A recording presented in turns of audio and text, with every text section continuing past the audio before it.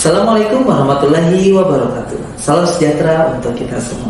Perkenalkan, saya Fuad Muhajirin Fakih, selaku dosen program studi statistika Fakultas MIPA Universitas Lambung Mangkurat.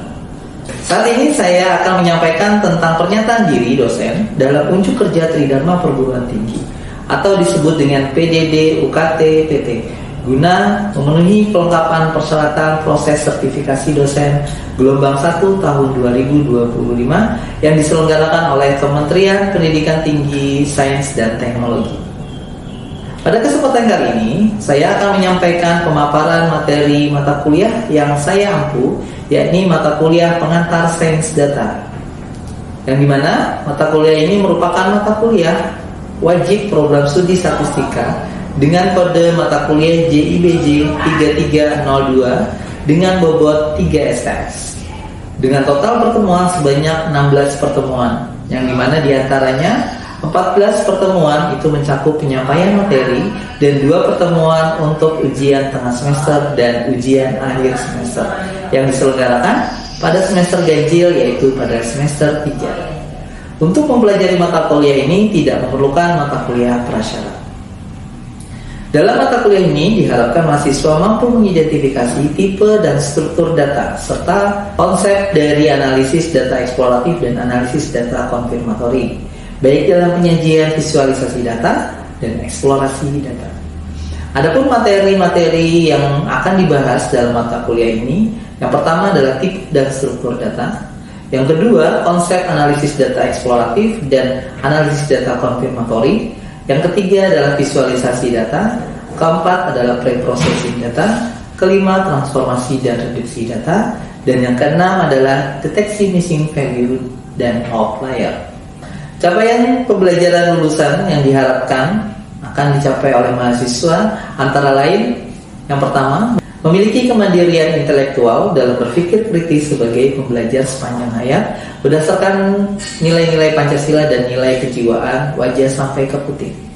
Kedua, menguasai konsep dasar keilmuan statistika dan metode-metode analisis statistika yang dapat diaplikasikan pada berbagai bidang terapan. Ketiga, menguasai minimal 2 perangkat lunak statistika, termasuk perangkat lunak berbasis open source. Keempat, memiliki pengetahuan yang luas mengenai penerapan statistika dan sains data pada berbagai bidang, khususnya lingkungan lahan basah. Secara khusus, capaian pembelajaran mata kuliah ini antara lain adalah mahasiswa mampu mengidentifikasi tipe dan struktur data serta mampu mengidentifikasi konsep dari analisis data eksploratif dan analisis data konfirmatori.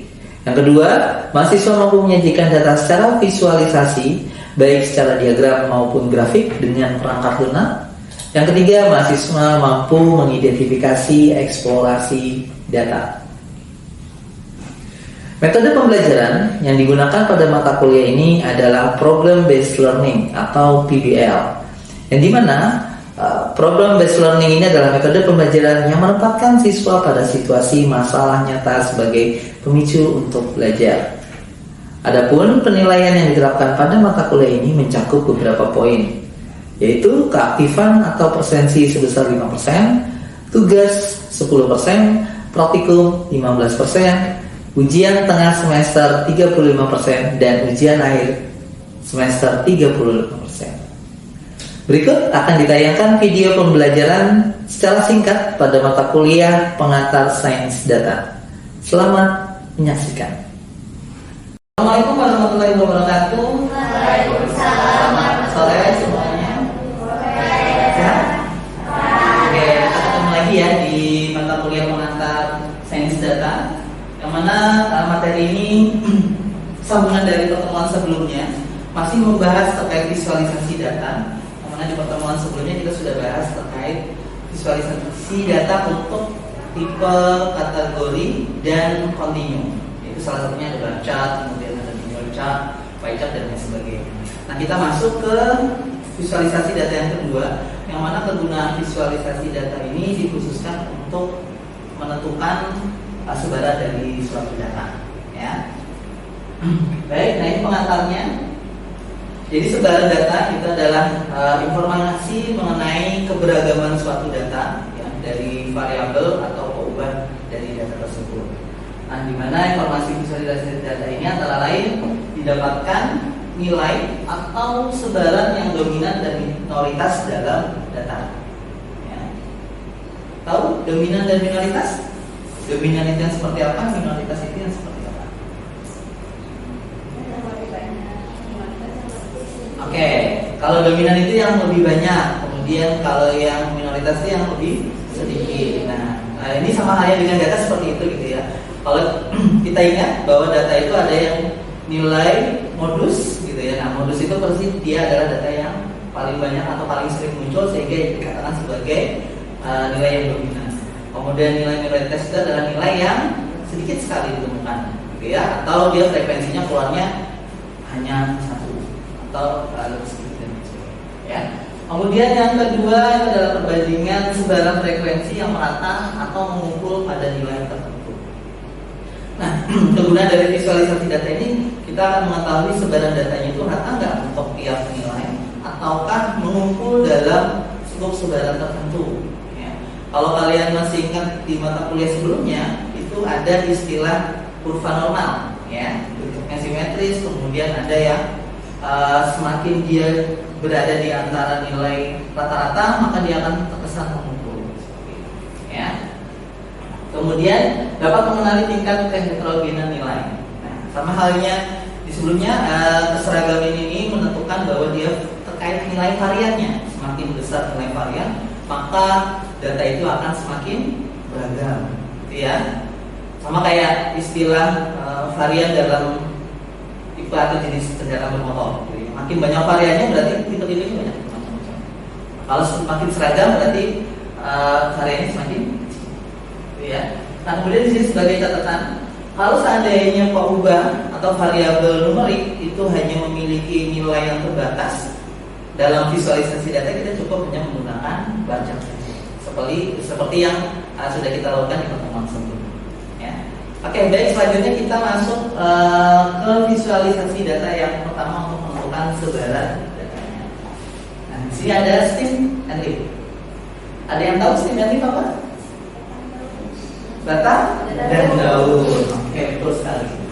Oke, untuk Steam and Leaf ini merupakan visualisasi data yang paling efektif untuk tipe data yang univariatif, gitu ya, dengan dibagi menjadi dua bagian, yaitu dari Steam dan Leaf, di mana Steam itu merupakan dahannya, kemudian Leaf itu adalah daunnya. Seperti visualisasi data yang ada di, gitu ya, yang sebelah kanan itu merupakan Steam-nya, yang sebelah kiri merupakan Leaf-nya.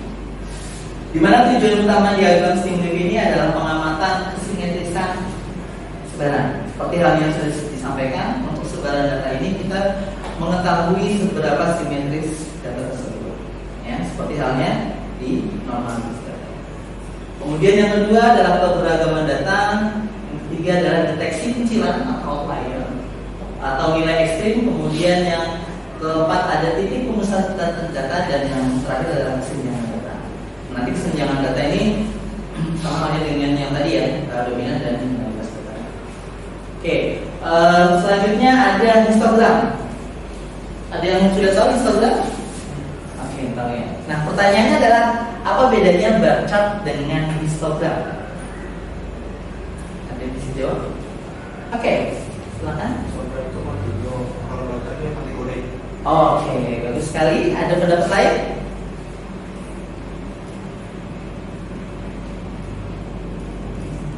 Oke, terima kasih Nampis ya. Jadi kalau untuk tadi pernyataan di awal tadi ya, kalau misalnya datanya sedikit kemudian dia membentuk suatu nilai kategori, kita bisa menggunakan bar chart.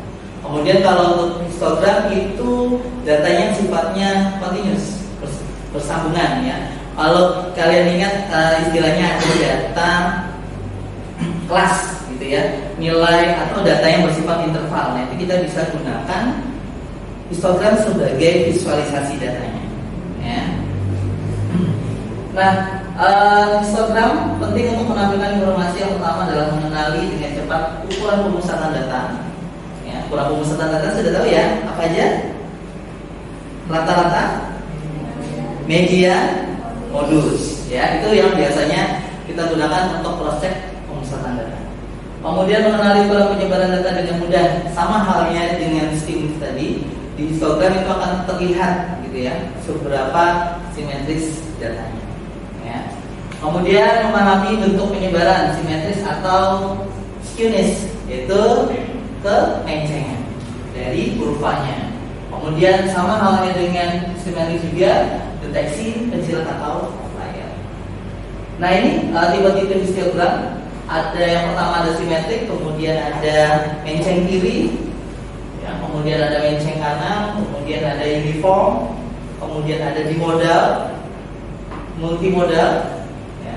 Bimodal ada yang tahu apa itu? Bimodal? Oke. Bimodal itu yang mana histogramnya itu punya dua puncak nilai. Jadi kalau dia habis naik, kemudian turun, naik lagi.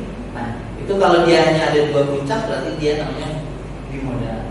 Sedangkan multimodal itu yang lebih dari dua puncak nilainya.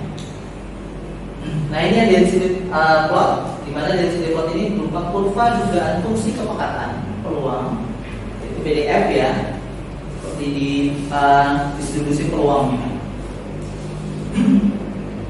Yang mana bentuknya seperti menghubungkan bagian atas dari batang-batang histogram. Nah biasanya untuk density plot ini ada beberapa software dalam statistik yang mengcombine antara bentuk kurva normal, gitu ya, kurva normal dengan histogram.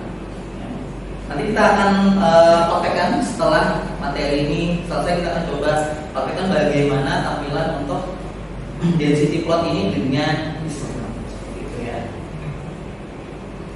Kemudian untuk sifat-sifat dari density plot itu nilainya selalu positif dan luas daerah di bawah kurva sama dengan 1. Ya, sama halnya dengan distribusi normal. Kurva normal itu total peluangnya sama dengan 1. Sehingga untuk density plot juga sama dengan 1 luasan nilainya. Kemudian di density plot dapat diperoleh dengan menggunakan metode kernel atau proses smoothing.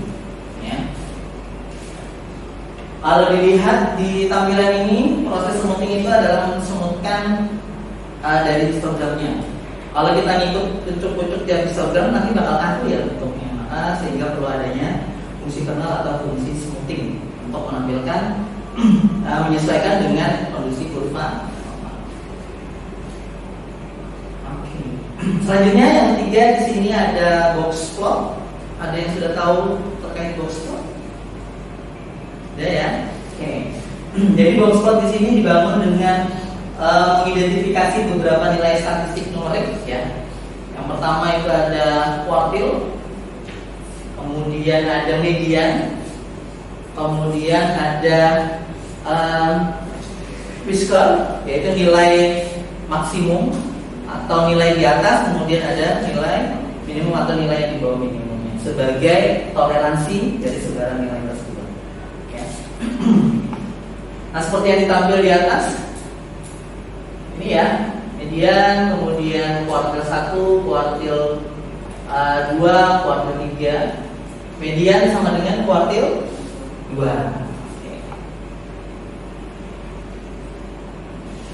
Kemudian ini ada Pilot plot, di mana diperoleh gabungan dari density plot dengan box plot. Ya, kalau yang tadi density plot itu tersinggungan dengan histogram ya, sedangkan yang Pilot ini density plot dengan box plotnya. Sedikit tampilan. Kemudian ini yang terakhir yaitu ada Kiki plot atau kuartil-kuartil plot, sebuah nilai data yang berpadanan dengan urutan pada posisi tertentu. Nah, jadi ini merupakan dari pembaca kalau misalnya dia range nilainya cukup banyak, gitu ya. Nanti ini ditarik garis sehingga akan nanti sebaran data tersebut akan mengikuti garis warna merah. Kalau semakin mengikuti garis merah, ini istilahnya kalau kita belajar distribusi peluang normal sebelumnya, maka ini dikatakan bahwa datanya normal. Ya. Nah, oke, baik. Nanti setelah ini kita lanjut dengan praktikum menggunakan Excel, ya. Silakan dikeluarkan perangkatnya.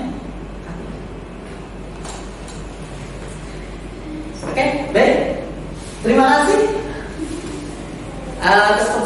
Kesempatan kali ini nanti kita akan lanjutkan dengan pertemuan selanjutnya yang masih membahas terkait visualisasi data, yaitu terkait perbandingan dari sebaran data.